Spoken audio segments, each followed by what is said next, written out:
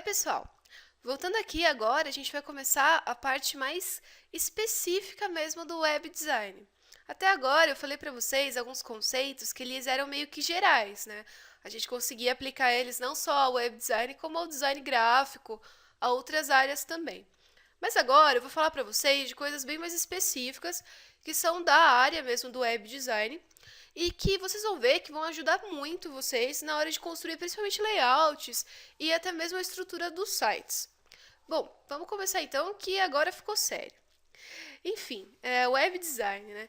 Uma coisa que todo web designer ele tem que ter em mente é que o web design ele é uma área que não está sozinha no mercado, né? Quando você vai desenvolver um site, você não vai fazer sozinho, a não ser que você, tudo bem, você saiba fazer a programação e você saiba estruturar tudo sozinho. Mesmo assim, você está ali juntando várias áreas numa coisa só. Ele é um produto que ele é, digamos, interdisciplinar. Ele está ali com várias áreas todas interligadas para que ele funcione corretamente. E essas áreas, né, que estão interligadas, que eu estou dizendo, elas são a arquitetura da informação, a programação, a usabilidade, a acessibilidade, entre outras áreas, o design gráfico e tudo mais. E por que a gente está falando isso, né, para vocês? Porque a gente precisa saber agregar os conceitos dessas outras áreas com o nosso conceito de design, na hora da construção do layout e até mesmo da interface em si, para que o nosso site fique bem feito, fique bem estruturado, que ele atenda, né, o que o nosso cliente tanto quer. Uma coisa assim que é importante é que o site ele sempre tenha uma interface que seja agradável e intuitiva para as pessoas, que ela tenha uma boa usabilidade. Porque se você tem um site que é difícil de se utilizar, que as pessoas muitas vezes têm que usar um tutorial para poder mexer nele, ele não é um site que vai conseguir cativar as pessoas. Ele vai se tornar uma coisa difícil e que muita gente vai acabar desistindo de usar. Então, assim, é interessante que a gente sempre procure estruturar muito bem o site. E para isso, o que a gente precisa fazer? Quando nós vamos começar, né, quando você pega um briefing, que já já eu vou falar dele, a gente precisa primeiro definir o público-alvo desse site, qual o objetivo que a gente quer alcançar com ele, quais os serviços que vão ser oferecidos nele, qual que é o diferencial para o público. Porque, gente, hoje em dia a gente tem coisas já prontas para tudo. É muito difícil você achar uma área, um tema que ainda não tenha sido explorado. Então, geralmente o cliente vai chegar para você com uma problemática, pedindo para você fazer uma coisa para ele que provavelmente existem milhões. E como que você vai fazer para destacar o desse cliente em meio a tantos, né? Você vai ter que empregar aí todas as suas técnicas e todo o conhecimento que você está aprendendo de design. Então, a partir desses conceitos e de outros elementos que sejam específicos ao projeto, você vai começar a estruturar o site, que aí vai entrar a arquitetura da informação, e a partir dessa estruturação, você vai definir qual que vai ser a tecnologia empregada, né, que vai ser a linguagem que esse site vai ser programado. E é aí, então, que você vai definir qual vai ser o layout. Por que você tem que saber qual que é a tecnologia empregada para fazer o layout? Simples, porque tem layouts que não são suportados por algumas linguagens. Por exemplo, tem o CSS, né, que está sendo muito usado hoje em dia, alguns tipos de arte ele não consegue suportar. A mesma coisa se você fizer, de repente você faz um site inteiro em Flash, que até não é muito mais utilizado ultimamente, né, que agora está sendo substituído pelo HTML5. Mas vamos supor que você faz um site todo animado e você não tem o conceito de saber que você não pode de repente carregar muito na animação, você tem que dosar os tamanhos das animações para não ficar pesado, e você faz um site que todo mundo que vai entrar não consegue acessar, porque de repente não carrega, e isso se torna um site chato, as pessoas não vão acessar e, consequentemente, você não vai conseguir passar aquilo que você precisa com a comunicação do seu site.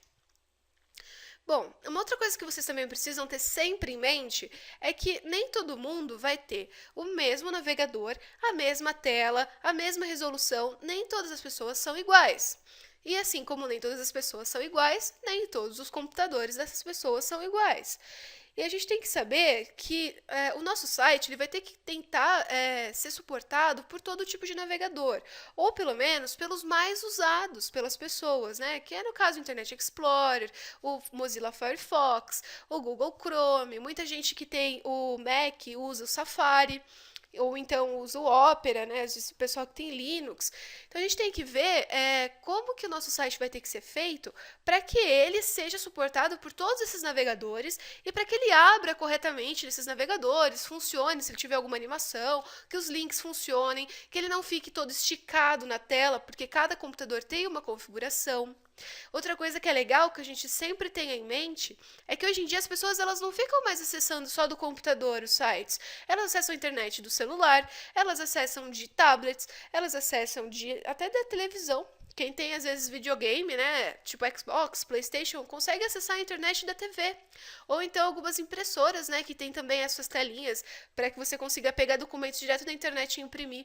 Então a gente tem que pensar que o nosso site ele vai ser visualizado em vários dispositivos diferentes. E aí que está o grande sacada na hora de projetar esse site. Uma coisa ainda que é legal falar sobre os navegadores é que no desenvolvimento do site, o HTML, né, para quem for fazer em HTML, ele deve ser feito, criado, seguindo os padrões do W3C, que é o Web Standards. E dessa forma, a gente vai garantir que ele fique funcional independente do dispositivo. Como eu já estava falando antes para vocês, às vezes a gente não sabe onde o nosso site vai ser aberto, né? E é bem legal que sempre que vocês fizerem, né, um site, vocês testem eles em mais de um navegador. Testa no Firefox, no Internet Explorer, tem o Netscape, algumas pessoas usam, a gente tem que testar. Entre outros, né? Porque o layout, às vezes, ele apresenta diferenças. E aí que está também o trabalho legal do designer para fazer um layout que seja facilmente adaptável às diferentes plataformas, aos diferentes navegadores. Bom, aí agora eu vou falar para vocês umas coisinhas mais específicas ainda, principalmente para quem vai começar a construir layout. Por que eu vou falar mais dessa parte de layout para vocês? Porque a gente está focando aqui no web design, mais voltado para o layout. A parte da programação, vocês vão ter aqui na formação com os outros professores que vão falar para vocês certinho quais são as partes específicas de cada do site, como que vocês vão fazer a programação dessas partes específicas. No segundo módulo desse treinamento, vocês já têm acesso a essa informação. Então aqui eu vou passar para vocês conceitos que são do design gráfico e que vão ajudar bastante vocês a desenvolverem um layout bem legal. O primeiro conceito que eu vou passar é o da forma. Esse conceito ele faz parte das leis da Gestalt, que são a Gestalt, assim, para quem não sabe, ela é uma escola, né, de design, uma vertente também da psicologia, na qual a gente estuda a psicologia da forma. Basicamente, a gente vai estudar como a forma influencia as pessoas. Você fala assim, mas por que eu preciso saber disso? Eu vou falar para vocês a definição da lei da pregnância da forma, e aí eu já explico por quê. A pregnância da forma é também chamada da lei da simplicidade. Ela dita que os objetos em um ambiente são vistos da forma mais simples possível. Quanto mais simples, mais facilmente eles são assimilados. Então, por exemplo, se você tem um quadradinho desenhado assim, o que o nosso cérebro vê é isso aqui, um quadrado inteiro. E por que eu estou falando isso para vocês? De repente, quando vocês vão desenvolver um layout ou até mesmo estruturar um site, você pensa nele de uma forma que, de repente, as páginas abrem de um jeito diferente. Mas, se você tiver noção que, dependendo da forma como elas serão abertas, as pessoas poderão enxergar outra coisa, você já começa a se preocupar um pouquinho mais. Você fala assim, eu vou usar, de repente, aqui eu posso usar um método de layout mais simples, porque independente disso, eu vou conseguir passar o mesmo conceito. Esses conceitos de forma, eles ajudam bastante quando você vai definir onde vão ficar os boxes do site. De repente ele vai ter boxes de texto, as colunas, como que você vai colocar as imagens. Isso vai ajudar porque você vai ver como que as pessoas vão enxergar aquela forma como um todo, depois que aquele site estiver pronto. Uma outra coisa que é legal a gente destacar dentro dessa lei da pregnância da forma é a lei de figura fundo, que destaca-se uma parte da configuração total do estímulo, que é a figura, enquanto uma outra parte recua e é mais amorfa. Um exemplo que é bem interessante é esse daqui, que as pessoas dizem que algumas veem um vaso, outras veem dois rostos de perfil aqui, ó. Isso daqui é bem legal, de repente, você utilizar para fazer um layout diferenciado. Você consegue brincar com isso, de repente fazer uma animação, uma coisa que você está olhando, ela vai aproximando, vai formando outro desenho. É bem interessante também. Lembrem-se sempre, quando vocês estiverem trabalhando, principalmente com essas esses elementos que envolvem a psicologia da forma, que elas precisam ser sempre bem definidas e diversificadas, mas elas devem também ser harmônicas e elas têm que seguir um padrão em todo o layout. Não adianta você também colocar várias formas jogadas que não fazem sentido entre si, porque o cérebro também não vai conseguir juntar essas formas e falar assim que ali existe um todo, que existe uma continuidade. E aí o que você queria que fosse, de repente, uma sacada de design, acaba virando o que o pessoal chama de design disaster, né? Que é um desastre, que você acaba fazendo uma coisa que não ficou tão legal. E a Gestalt, né, para quem não sabe, é um termo intraduzível do alemão. A gente não sabe o que ela significa, é um termo alemão. E ele é usado para abarcar a teoria da percepção visual, como eu já falei para vocês, que é baseada na psicologia da forma. Aprendendo a analisar as manifestações visuais e os objetos que estão ao nosso redor, a gente começa a compreender o porquê que algumas formas agradam e outras não. E aí, a partir disso, vocês começam a ver que esses fatores vão influenciar nos projetos de vocês. Lembra naquela aula do redesign que eu mostrei o site do Obama? Se vocês voltarem lá na aula e analisarem um pouquinho, vocês vão ver que antes eles usavam umas formas mais arredondadas, que hoje em dia o pessoal está usando mais formas mais geométricas, com cantos vivos. Agora, por que está acontecendo isso? É uma tendência. Assim como existia naquela época a tendência de se usar cantos arredondados, de se usar formas mais arredondadas em geral, hoje em dia o pessoal está prezando mais pela simplicidade, pelo minimalismo, formas mais geométricas. E por que isso? Isso transmite um pouco mais de seriedade, de repente dá um ar mais adulto, mais corporativo. Isso são várias coisas que a Gestalt vem mostrar pra gente. De repente, coisas mais arredondadas, cores mais claras, remetem a uma coisa um pouco mais infantil, mais informal. Então isso que é legal, a gente começar a prestar atenção nos detalhes. Vamos continuar mais um pouquinho. Uma outra coisa que é muito interessante, muito bom que vocês estudem sempre, principalmente para desenvolver um site, é cor. Por quê? Porque a cor, ela consegue passar pra gente diferentes emoções e estados de espírito. Você fala, que coisa meio estranha, né? Não, gente, cor influencia e muito. De repente você olha uma arte, a cor dela não te agrada. Não adianta, aquilo não te prende. Muitas cores, elas têm uma psicodinâmica. Na verdade, todas as cores têm uma psicodinâmica.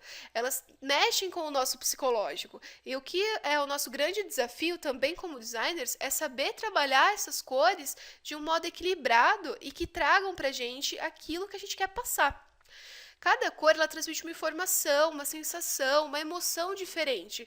E isso tudo varia também de acordo com as pessoas, de acordo com regiões, com culturas. O público-alvo ele é muito mutável. De repente, uma coisa que para mim aqui, uma cor, por exemplo, um vermelho, de repente, para mim, ele não simboliza nada, ele é só um tom que me traz, assim, uma sensação, por exemplo, de comida, essas coisas, mas de repente em outro país ele pode significar uma coisa meio pejorativa.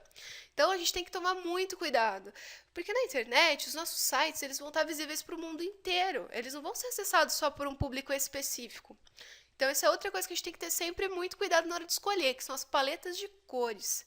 Para elaborar uma paleta de cores com equilíbrio, é importante que a gente sempre saiba trabalhar as combinações cromáticas. As combinações cromáticas, eu não vou entrar assim muito em detalhes para vocês, mas elas têm a ver com essa figura aqui, ó, que é a roda das cores. Existem vários tipos de combinações cromáticas. Aí quem quiser se aprofundar um pouquinho mais, eu posso indicar um livro, um material. E voltando a falar mais um pouquinho, eu também tenho essa parte de aula de cores, teoria das cores, lá na formação de design. O layout para a web, ele deve ser sempre feito em RGB. Eu já vou falar para vocês o que é RGB, tá aqui do lado. Mas, quando você às vezes vai mostrar para o cliente, você tem que fazer esse layout no padrão CMYK, porque esse layout vai ser impresso. E aí você vai falar assim para mim, mas Mari, dá diferença de cor na hora que eu mostro para ele impresso, porque ele está em CMYK, e na hora que eu mostro para ele no computador. Aí é legal que você tenha realmente conhecimento de design para você explicar isso para o seu cliente. Fala assim para ele, olha, eu fiz esse daqui nesse padrão de cores, que está com os tons mais próximos possíveis do que vai ser visto na tela. Não é o mesmo tom, porque o sistema de cores é diferente, mas eu quis fazer nesse sistema para te mostrar, para que você tivesse uma boa noção do que vai ser feito e visse com qualidade, né, impresso, o que você vai ver na tela do computador. E o que são, né, esses sistemas de cores RGB e CMYK? O RGB, ele é o sistema de cores que é usado nos meios digitais. Ele é baseado no sistema de cores aditivas, porque o nosso computador ele é formado de várias luzinhas, que são os pixels. E os pixels eles são formados pelas três cores básicas, que são o red, né, que é o vermelho, o green, que é o verde, e o blue, que é o azul. Por isso se chama RGB. Então, todos os recursos eletrônicos e todos aparelhos eletrônicos que têm uma tela de visualização, eles são em sistema RGB. O que é o CMYK?